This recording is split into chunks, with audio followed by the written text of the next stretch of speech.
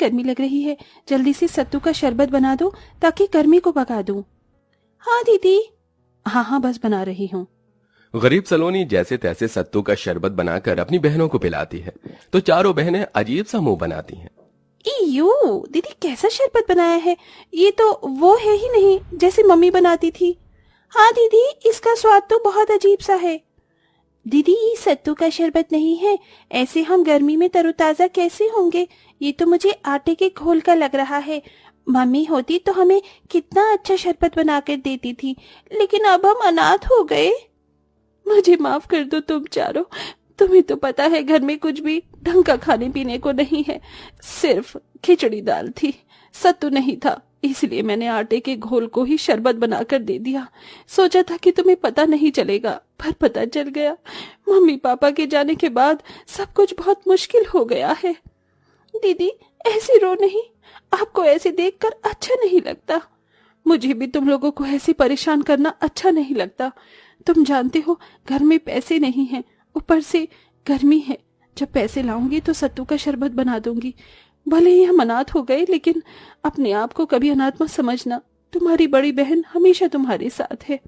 तभी चारों बहनें सलोनी के गले लग जाती हैं। कुछ देर बाद सलोनी अपनी बहनों के लिए ज्यादा पानी डालकर खिचड़ी बना देती है। एक पंखा था, वो भी चलना बंद हो गया था। ओहो, बस इसकी कमी थी, अब ये भी बंद हो गया। अब हम गर्मी में कैसे रहेंगे? हमारे घर में कुछ भी नहीं है, ना बेड, ना सोफा, ना कुर्सी, ना खुद को देखने के लिए शीशा, और ना ही फ्रिज, वरना हम बहुत ठंडा पानी पीते। ये गरीबी और गर्मी ने हम बच्चों की जान ले रखी है।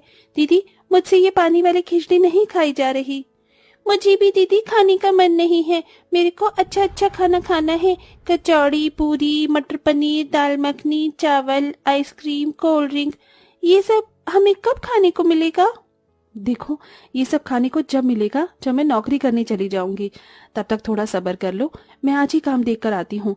फिलहाल सब मेरे साथ बैठकर खाना खा लो। ठीक है दीदी। सलोनी अपनी बहनों के साथ बैठकर खाना खा लेती है कि तभी लाल लाल चींटियां उनके पास आ जाती हैं। दीदी देखो, लाल चींटियां कहीं काट ना ले। हमारे घर में कहां से आ गई? हमारे पास कुछ मीठा भी खाने को नहीं है। दीदी ने भगाओ ना। चिंता मत करो, तुम्हें ये काटेंगी नहीं। मैं अभी हल्दी डाल देती हूँ जिससे ये अंदर को ना आ पाए। फिर दीपा वहां पर हल्दी छिड़क देती है। इसके बाद चींटियां आना बंद हो जाती हैं। वहीं सलोनी भी धूप में परेशान होकर अपने लिए काम ढूंढती है, लेकिन कोई भी उसे काम नहीं देता। वो घर में घुसी ही थी कि इतने में सबसे छोटी बहन उसे पानी देने के चक्कर में मटका फोड़ देती है, जिससे सारा ठंडा पानी गिर जाता है। दीदी सॉरी, मुझसे गलती हो गई। मैं तो आपको ठंडा पानी देना चाहती थी, मटके का। अरे किंजल, तुम्हें ये करने की क्या जरूरत थी? मैं अपने आप ले लेती।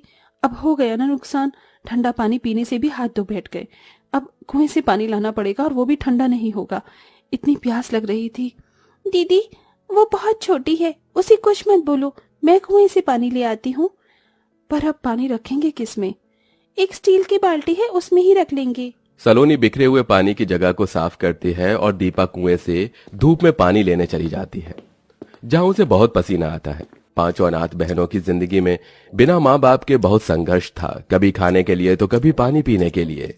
रहने की भी अच्छी जगह नहीं थी। जैसे तैसे बच्चे रह रहे थे, लेकिन अब तो घर का अनाज भी खत्म होने को आया था। फिर कुएं का गर्म पानी पीकर सलोनी बैठ जाती है। हे भगवान, एक तो मुझे काम भी नहीं मिल रहा, ऊपर से मटका भी टूट गया।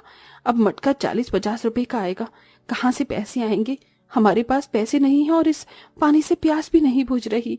दीदी मम्मी पापा के जाने के बाद हमारे साथ क्या क्या हो रहा है? ऊपर से हम सबको धीरे धीरे बहुत पसीना आ रहा है, गर्मी लग रही है, पंखा भी ठीक करवाना था। काश हमें थोड़ी सी बर्फ मिल जाती। दीदी दुकान पर बर्फ आती है, 10-15 रुपए का पैकेट होता है जमी हुई बर्फ का। हमारे पास उतने भी पैसे नहीं है रश्मि, वरना बर्फ डालकर बाल्टी में डाल देते तो ठंडा पानी पीने को हो जाता।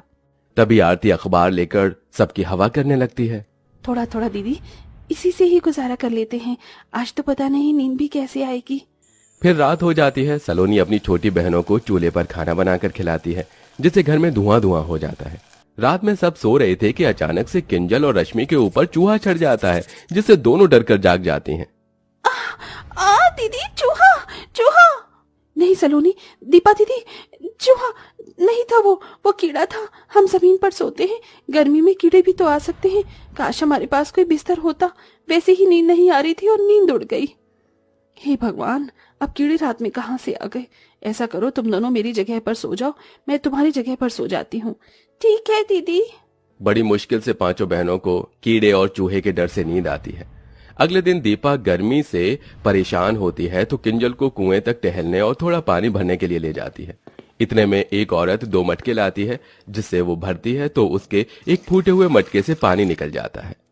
हे भगवान, मेरे घर में बिल्कुल भी पीने का पानी नहीं है और इतनी गर्मी में दूसरा मटका मैं कैसे खरीदूंगी। मेरे पास पैसे भी नहीं हैं। काश ये मटका जुड़ जाता। अब एक मटका लेकर तो घर लेकर नहीं जा सकती। क्यों ना उनके थोड़े से टूटे हुए मटके को मैं ठीक कर दूं? पर कैसे दीदी? बस देखती जा। सुनिए आंटी जी, मैं आपके मटके को ठीक कर देती हूँ। सच में, अगर तुम मेरा मटका ठीक कर सकती हो तो कर दो।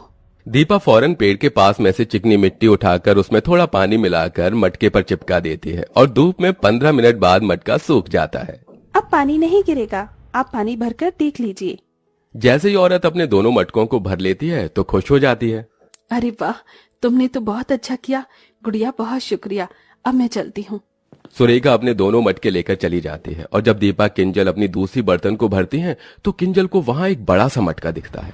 दीदी देखो, ये मटका कहाँ से आया? अभी तक तो नहीं था। अरे हाँ, यहाँ पर किसका मटका होगा ये? अरे ये मटका तो गंदा भी है। दीदी, ये गंदा मटका किसका होगा? भला हमारे ही काम आ जाएगा। हम इसे साफ करके यही वाला पानी भर लेंगे। चलो घर ले चलते हैं। ठीक है, चलो। दोनों बहनें उस मटके को बड़ी मुश्किल से पकड़कर घर पर ले आती हैं और उसे साफ करने लगती हैं। अरे, तुम्हें ये मटका कहाँ मिल गया? दीदी, किसी का भी नहीं था, इसलिए हम ले आए। अब साफ करके इसमें पानी भरेंगे। अच्छा है ना, अब ठंडा पानी पीने को मिलेगा। अच्छा दिखाओ, मैं साफ कर दूं। बड़ा मटका है, तुम दोनों से नहीं होगा। तभी सलोनी जैसे ही मटका धोकर रखती है कि उसमें से चमचमाती रोशनी आती है और वो मटका ठंडी ठंडी बर्फ के पैकेट से भर जाता है। ये देख पांचों अनाथ बहनें हैरान हो जाती हैं। अरे वाह, इतनी सारी बर्फ! इसमें तो हम बहुत ठंडा पानी पी सकते हैं। हाँ हाँ, जल्दी जल्दी पी लो, कहीं बर्फ पिघल ना जाए। पांचों बहन बर्फ देखकर सब कुछ भूल जाती हैं और ठंडा ठंडा पानी पी लेती हैं। अरे, हमने इसका ठंडा पानी तो पी लिया, पर ये मटके से अचानक से बर्फ कहाँ से आ गई? मुझे तो कोई जादू लगता है। काश हमारे घर में पंखा चल जाता तो इस गर्मी से तो बच जाते। तभी उस मटके से एक जादुई रोशनी निकलती है। मटके की ठंडी ठंडी बर्फ से पूरा घर बर्फ की ठंडक से भर जाता है। अरे वाह, अभी तो हमारे पसीने आ रहे थे, बहुत गर्मी लग रही थी, और तुमने देखा अभी एक जादू हुआ जिससे हमारा घर एक बर्फ की जैसी ठंडक दे रहा है। हाँ दीदी, ये तो सच में जादू निकला। और इस बड़े से जादुई मटके में बहुत सारे बर्फ के पैकेट हैं। इसे हम बेचकर इस गर्मी में पैसे कमा सकते हैं। अरे हाँ, ये तो मैंने सोचा ही नहीं। और उसके बाद हम कूलर लेंगे, एक बेड लेंगे। दीदी दीदी, मुझे नए कपड़े चाहिए और फ्रिज भी। दीदी, आप अकेले बर्फ बेचने मत जाना। ऐसा करते हैं, मैं रश्मि को ले जाती हूँ और आप बड़ी हैं तो आप आरती और किंजल को साथ रख लीजिए। ये बर्फ पिघलने से पहले हमें बेचनी होगी। ठीक है। पांचों अनाथ बहनें एक पन्नी में जादुई मटके से बर्फ के पैकेट निकाल कर उसमें रख लेती हैं और अलग अलग दिशा में बेचने चली जाती हैं, जहां लोग सस्ती बर्फ देखकर खरीदने लगते हैं।